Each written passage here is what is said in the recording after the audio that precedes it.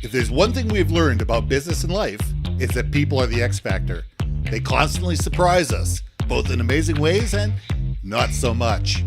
We're Ben and Syya, and welcome to the Gnaw on This Business Bytes podcast.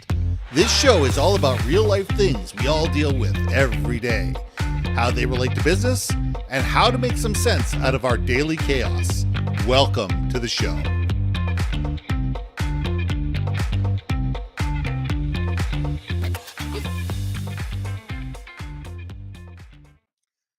And welcome back to another episode of Gnaw on This Business Bytes. I'm Ben, and this is Syya. So you shut down a project. Now what? People have spent time, effort, money, personal reputation, building teams, building, programs together, buying software. Hundreds, thousands, millions of dollars have been spent. And somebody pulled the plug. And then you hear crickets. No justification, no communication, no what did we learn from this, no what's next, no what do we expect from you going forward. Just crickets. How does that make you feel? Syya, let's gnaw on this. All right, my friend. I can't tell you how many projects have gotten canceled on us when I was working at my company in technology. Technology projects get shelved faster than a teenage girl dating, boys, and teenage boys dating whomever, whatever.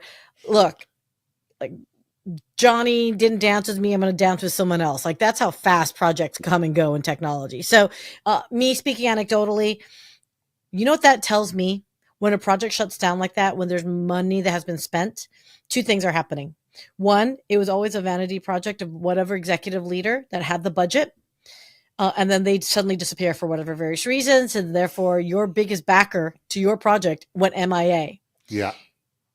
Secondly is whomever is in charge of this project did not articulate the value of the project to the business well enough such that it got shut down because there was no longer a business requirement or the value was not accepted as being needed at that point in time. And it's frustrating because us as vendors, we're down the stream. Oh, totally.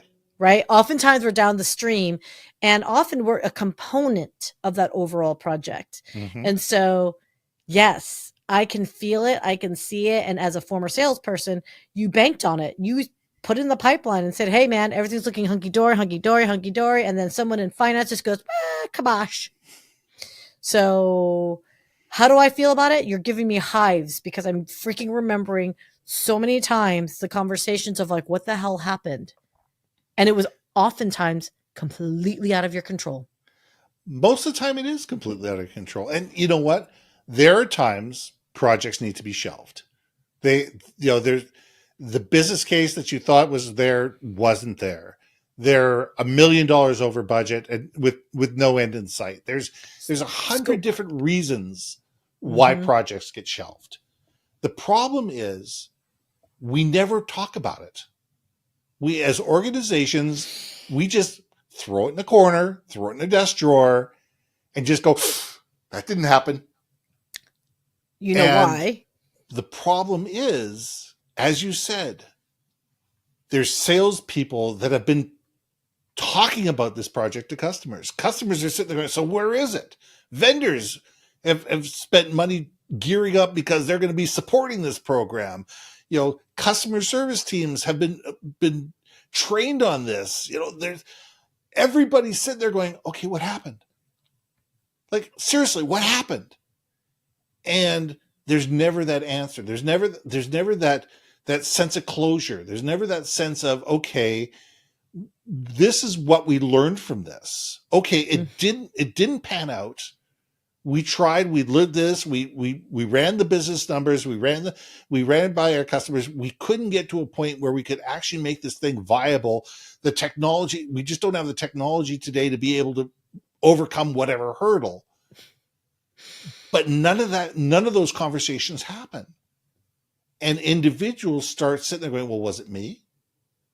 Was it our team? Was it the fact there's something that we did do or we didn't do? Was it our fault? Was it not our fault? And people get blamed and fingers get pointed, but there's never the articulation of why things actually happened. And as companies, it's the why is so important because we can't learn unless we know the why. We can't sit there and say, what do we do next? We're bound to make the same mistakes over and over again, 10 times more expensively if we don't understand why we shut something down in the first place. And I just don't understand why we are so scared to articulate. I don't want to call them failures, but our decisions to not move forward. Why are we so afraid as organizations to sit there and say, that didn't work. This is why it didn't work. This is what we were trying to do. This is why that didn't happen. Let's do a postmortem on this thing. Figure out, is there anything we can salvage from this? Can we move forward in a different way? Giddy up, let's go. No, it won't. Yes. 100% won't.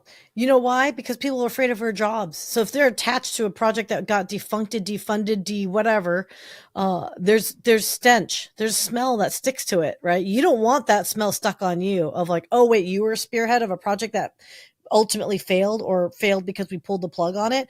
Oh, you wasted the company's times and resources. You were the spearhead. Like no one wants that stink on them. So no, there's a lot of unwritten stuff here that, again, you're making me remember why I enjoyed leaving corporate, which was politics. Internal corporate politics. There are business units that will have priorities and objectives that they fight each other for resources on, that ultimately the C-suite has to determine, okay, is this in line with the overall direction of the business? And okay, if this project does move forward, which projects, because there's usually competing. And when I say competing projects, it's not that the projects are the same. It's competing projects for time, resources, right? And money, of right? Course. So yeah, oftentimes it's like, well, I'm just going to keep staying with the winning team. Ain't no one going to want to do a postmortem, which is where I would give credit to military. They always did a postmortem after every mission. Absolutely. And I think there's some strength in that. But like I said, unfortunately, us civilians don't understand that you can go over things to learn, take lessons learned, and not have that stench of failure stuck associated to you. Yeah, it's ego. It comes down to ego, and it comes down to territory. Because are you going to be the person that's going to be greenlit for the next project? As you said, if you're the person that stank up the last one.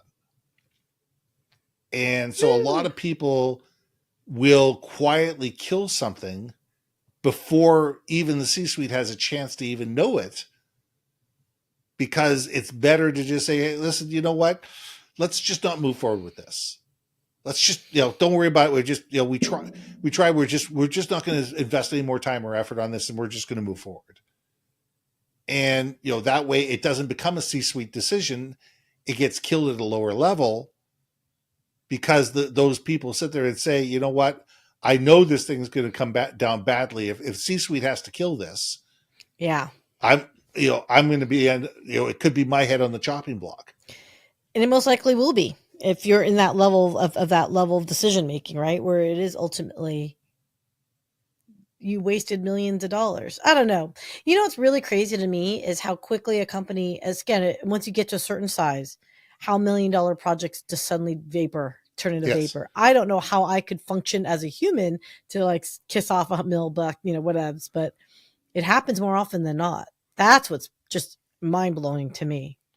Here, I just read this the other day, that in companies of 100,000 employees, $62 million a year gets wasted due to ineffective internal communication.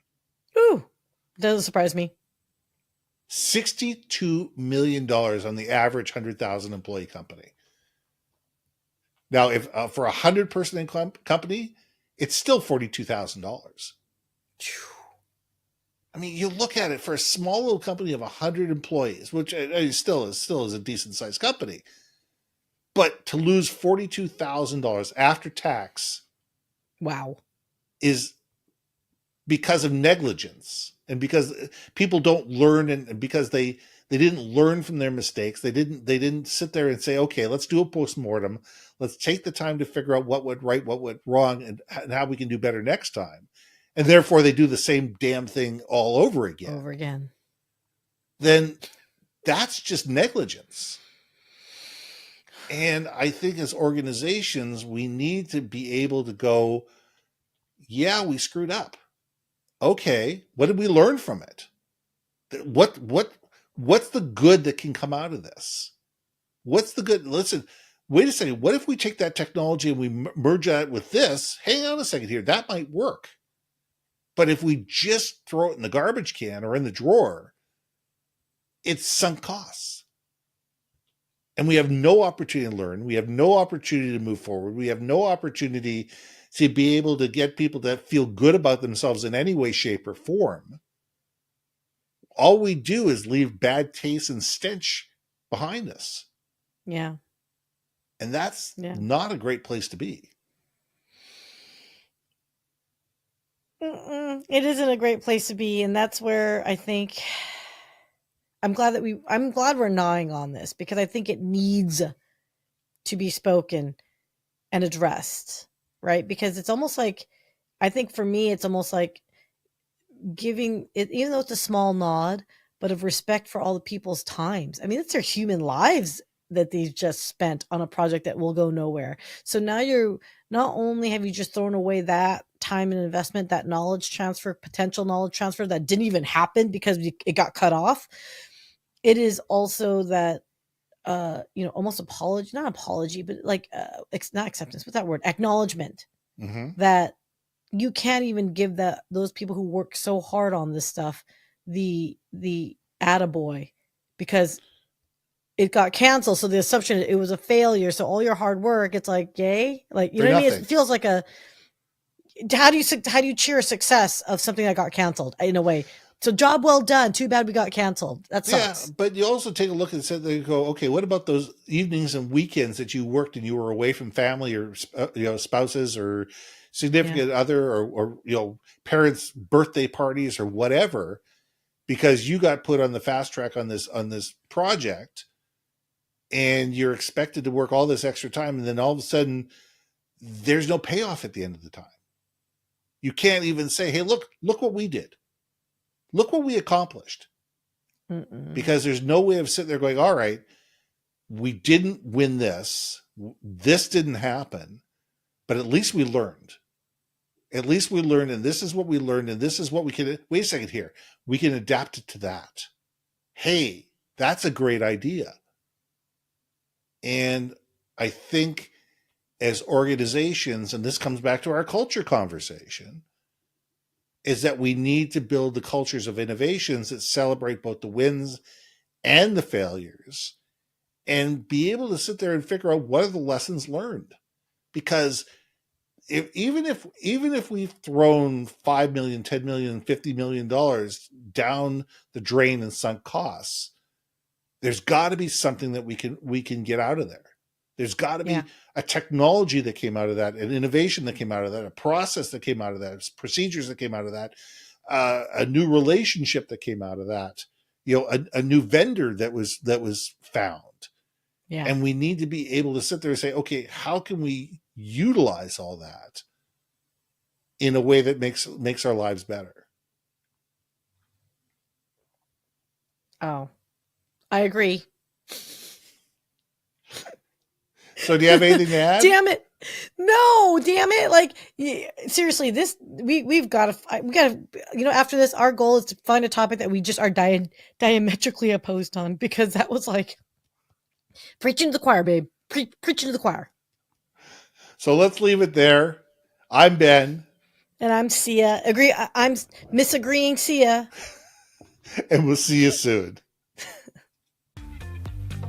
Hey. Thanks for listening to another episode of Gnaw on This, Business Bytes. If you liked what you heard, we most humbly ask that you like, share, and hit that subscribe button. And if you want to communicate more effectively within your organization, contact Ben at yourbrandmarketing.com or me at brilliantbeammedia.com.